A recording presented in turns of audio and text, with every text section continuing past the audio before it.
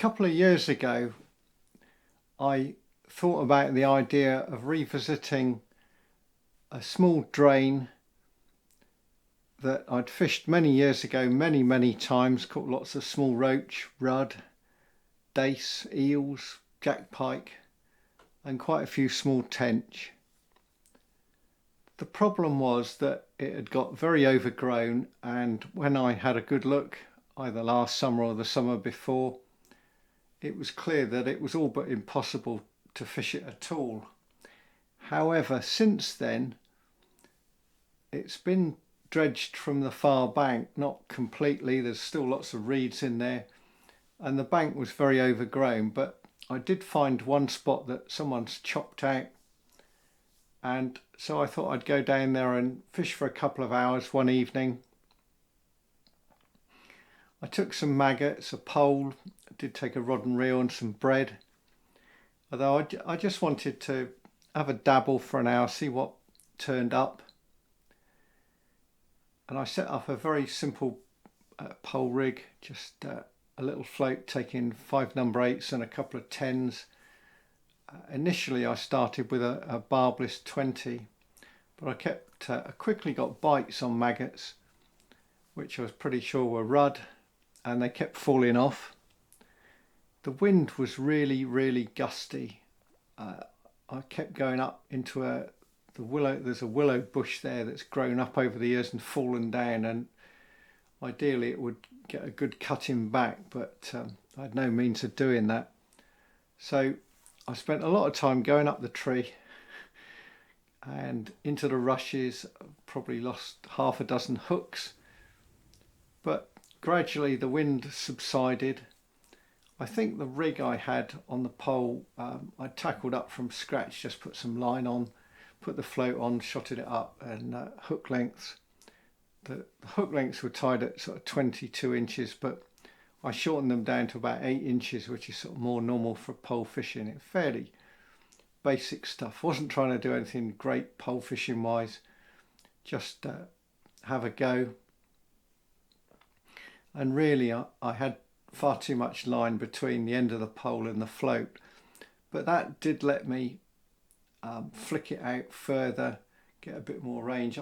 I didn't use the full extent of the pole. The pole's 11 metres and I was only fishing at about 7 or 8 metres, probably 7 metres.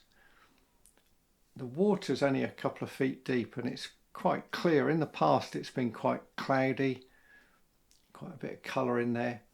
And when I was a kid, I used to fish on there with homemade dart floats that I made by making a little balsa body with a very fine cane tip. And then I would load the base of the body with a bit of solder, I think, and varnish over that, whip over that. So it took just 2 or 3 number 8 shot. I don't think I'd number 10 shot back then. And I would lay on with a maggot and pick up roach, and I'd also fish bread punch. A lot of my early bread punch fishing was on this same bit of water, which worked very well. Back then rudd were virtually unknown in there, and then about 10 years after that there was a stocking was made of tench because it had been dredged out. I put about 500 roach in there, and we said to people, don't, whatever you do, don't put any rudd in there. And there was always one idiot out there who decided to put in a couple of hundred rudd, which was about the last thing it needed. So the rudd quickly bred and they've been there ever since. I don't know how big the rudd go in there. I suspect they go to about 8 or 10 ounces. They're quite bonny fish. They're quite deep. They certainly haven't been caught very much, if at all. They're quite shy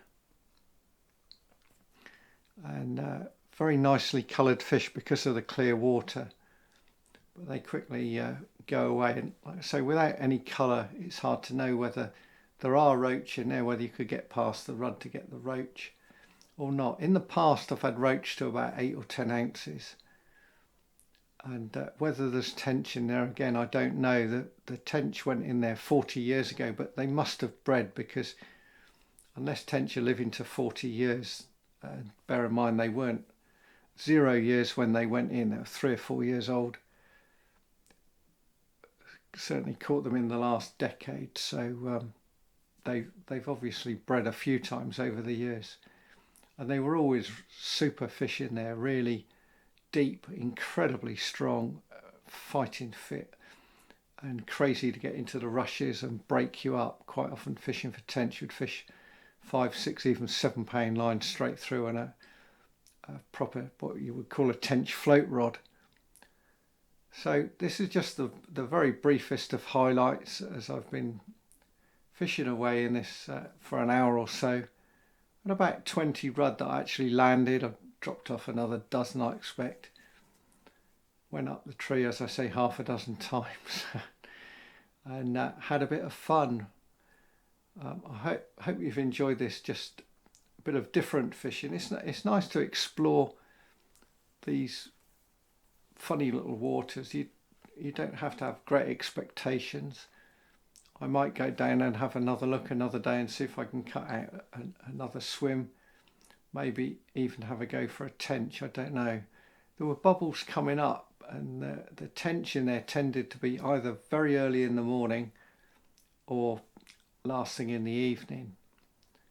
And so that either means getting up at about 4 o'clock and getting down there, or staying till dark and putting a bit of ground bait in and seeing what comes up. You could always tell the tench, the way they bubbled in there was quite intense. Last night there were just odd bubbles here and there, which could be rudd, could be small eels, I don't know. But yeah, with the tench there would be proper patches of a foot across, and more than one usually, and a bit of bread flake would usually tempt them. Even then the rudd could be a nuisance, sort of attacking the bread rather than taking it. Hope you've enjoyed this week, and until next time, it's goodbye for now.